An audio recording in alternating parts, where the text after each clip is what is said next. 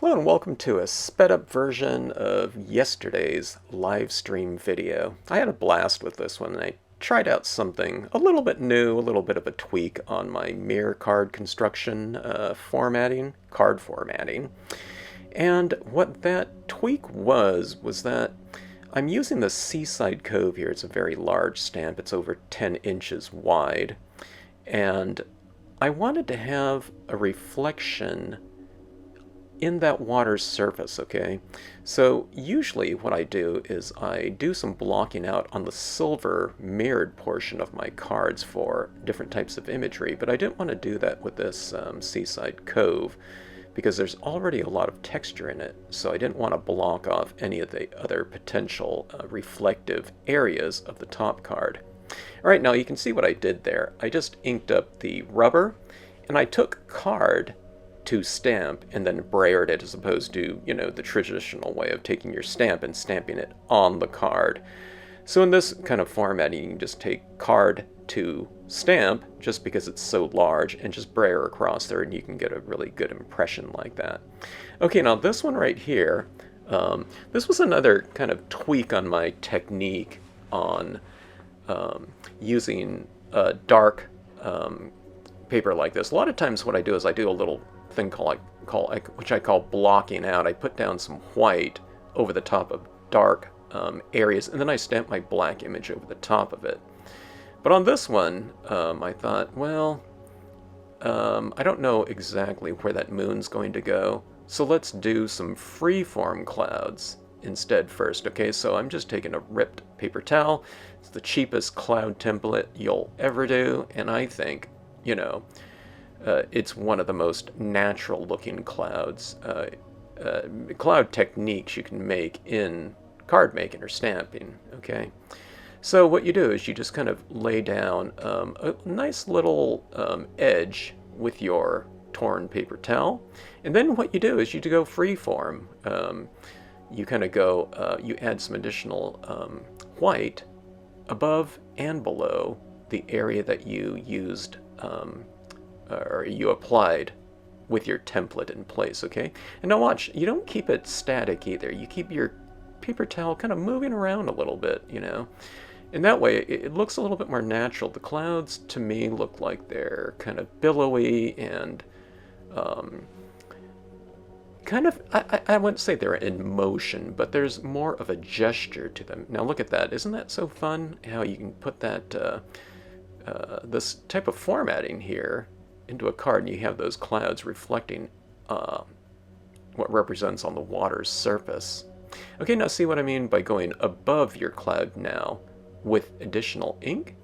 And what you do is, you see how it's a little bit kind of varied. It's not super, like, evenly applied. And I think that looks more natural with the cloud. So it really takes the, I don't know, the need for completely smooth applications. When it comes to this cloud, it looks like light is hitting that vapor differently, and to me that looks much more natural. So you can go kind of, you know, I guess it's kind of lumpy, you might say, in some areas, and uneven, but it serves our purpose. It looks more natural that way, okay? All right, so I'm kind of applying it. I'm applying a little bit more in some areas. You can see some areas of the cloud are more illuminated because I'm applying a thicker layer of that white pigment ink. Okay, now this is a Star Dream lapis lazuli, okay? It's a kind of a coated paper. It has that iridescent look to it. I use that just so it'd be a little bit more reflective. And I'm using the Brilliance inks, okay? You might be able to use some other inks, but some of the other pigment inks are a little bit too thick. They're mostly oil-based. The Brilliance inks are water-based and designed to dry quickly, or even to have the ability to dry on less than porous surfaces, such as a matte cardstock. Okay, so I stamped out this black cloud with moon large on here, and it just happened to be that that moon is roughly the size of a hole punch that I have, a larger hole punch, so it's perfect for using as a little template here to add in that illumination to the moon. And you see how I kind of added that illumination a little bit unevenly on that moon? Just like I do the clouds, I kind of apply things unevenly. Now look at that moon reflecting in that water. It's a pretty bold, I don't know, kind of reflective statement like that. And what I was checking for, especially on this experiment, I call all my cards experiments if I haven't done them before, I just wanted to see how much of that sky would be reflecting through all of that texture of the Seaside Cove. I didn't know if that texture would just block off too much of what was going on in that upper portion of the this card. All right, so Palm Island being used on the left and right hand side, and just portions of it. Most people, when they get a stamp, they think they have to use the whole thing in its entirety. But with scenic stamping and Stampscapes, you can just use portions of it, so I just use the left and right side to flank that moon like that. Okay, and look at how fun those reflections are in that water. I'll do a little tweak on the on those islands. I'll give them a little bit more kind of weight, visual weight and mass by adding in some additional black ink to the base of them, making a little bit of a stronger silhouette. Stamping those that Palm Island over my clouds, over that white Brilliance ink, I didn't get quite as dark of an impression of those, you know, images as I'd want. But I think, you know, it works okay. It creates a little bit of enough of a contrast. Okay, so that being said, they didn't stamp out as dark as I like. So what I did was I made that area underneath the moon a little bit lighter. And when you take something and you make it darker, or put something dark against something light, the light area looks lighter. So by contrast, or vice versa, if you make something lighter next to something not quite as dark as you'd want it to be, they seem darker, or they seem darker by contrast. All right, so that being said, I'm making this moon a little bit lighter too, okay? And that serves the purpose of making those trees, again, seem darker by contrast. It's not physically making them lighter, but just, again, it's by kind of the relationship of it. Okay. All right, so again, I'm making these clouds a little bit lighter too. When you apply the white ink over darker surfaces, white pigment inks tend to dry a little bit more see-through than what they look like when they're freshly applied. There you can see the contrast also paying off in the reflected area, just because there's more contrast between that white and the Star Dream lapis lazuli. All right, so let's see, what did I do next here? Oh, yeah, here I am. Okay, now I'm making that area on the lapis lazuli a little bit more varied with some black pigment ink coming in from the outside and kind of tapering in to the inside. I'm also making these clouds, like making a little bit of a stronger vignette. Now see that area up there on the left-hand corner? I made that a little bit too dark. So what I'm going to do is I'll just remedy that by going back over the black now with some additional white. Okay, now see that I'm kind of anchoring down those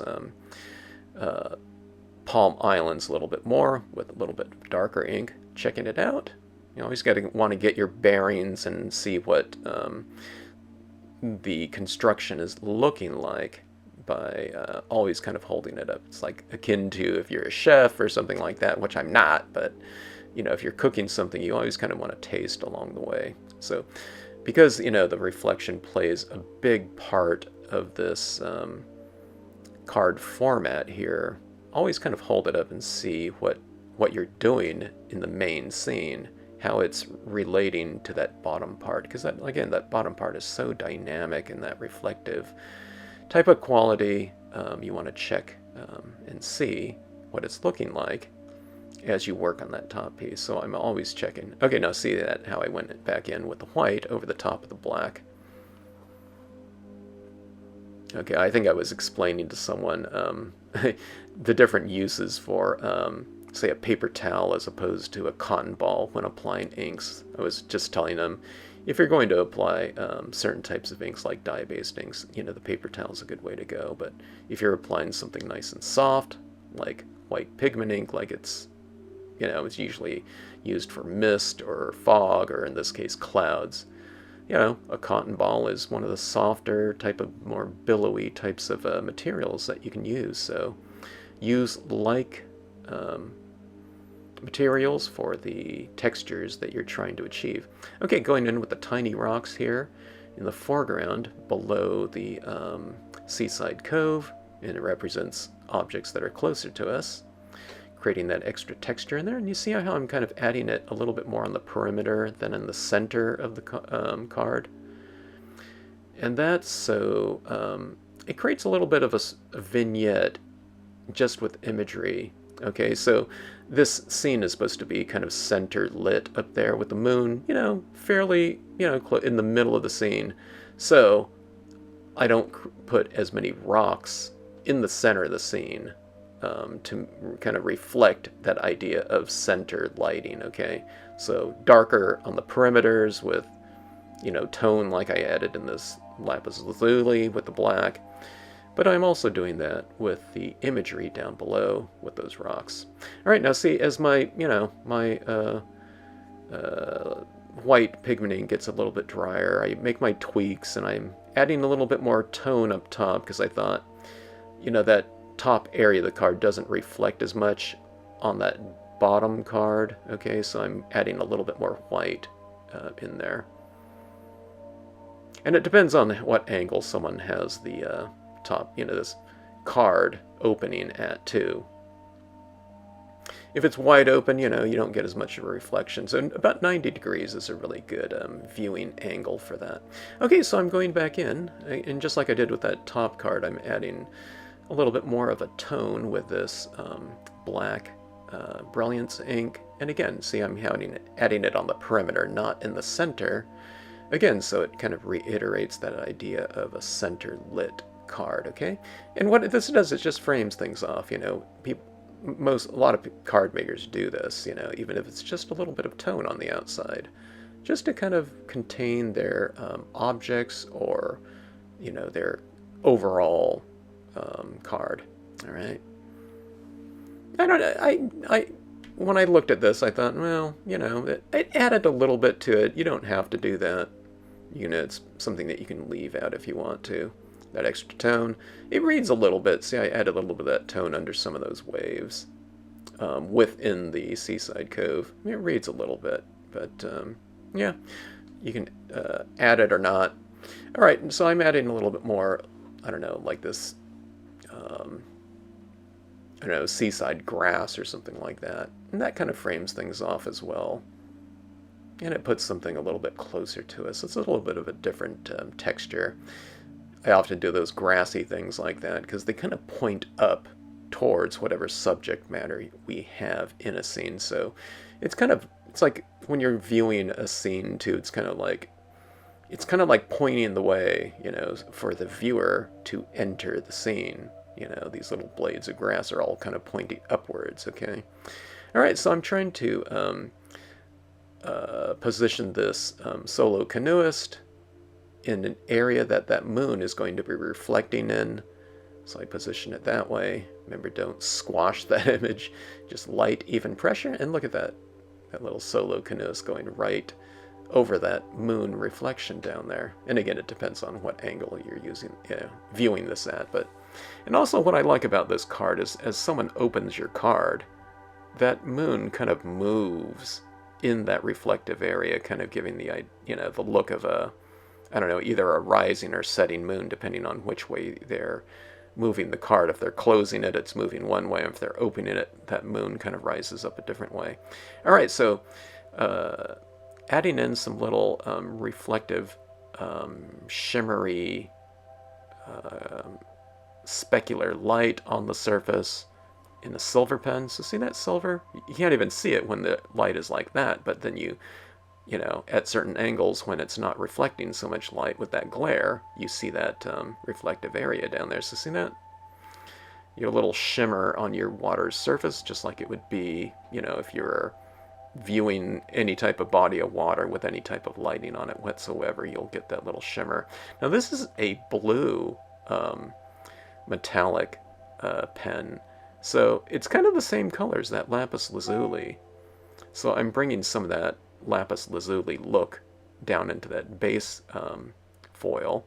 There's a little bit of white on that represents spindrift. Spindrift is that kind of that foam, that white cap coming off the crest of the wave. And I just added a little bit more with my white paint pen right on that foreground, crashing wave right there. All right, so it gives it a little bit more dimension. But I think these look really three-dimensional, just like that.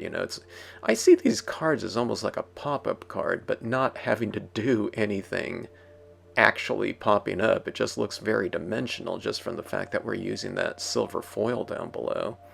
So it's really it's almost like cheating in a way, and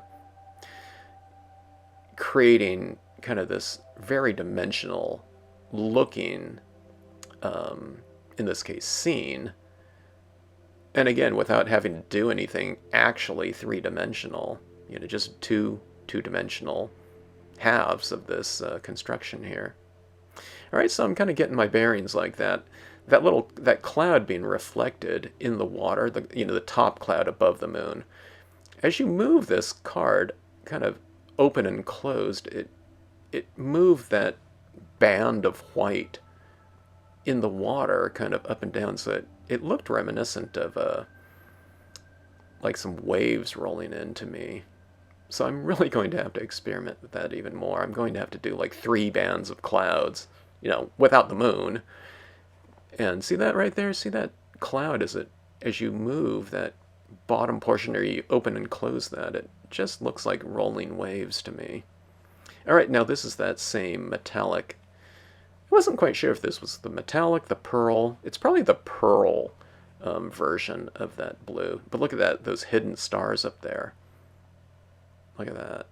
It just depends on what the angle is. So you get this kind of this, I don't know, this movement of stars as you angle that card, as you pivot it like that. and you get this extra little treat, or the viewer of the card will get that extra treat when they're holding it in person. So you're getting kind of movement in a way by having those stars in there.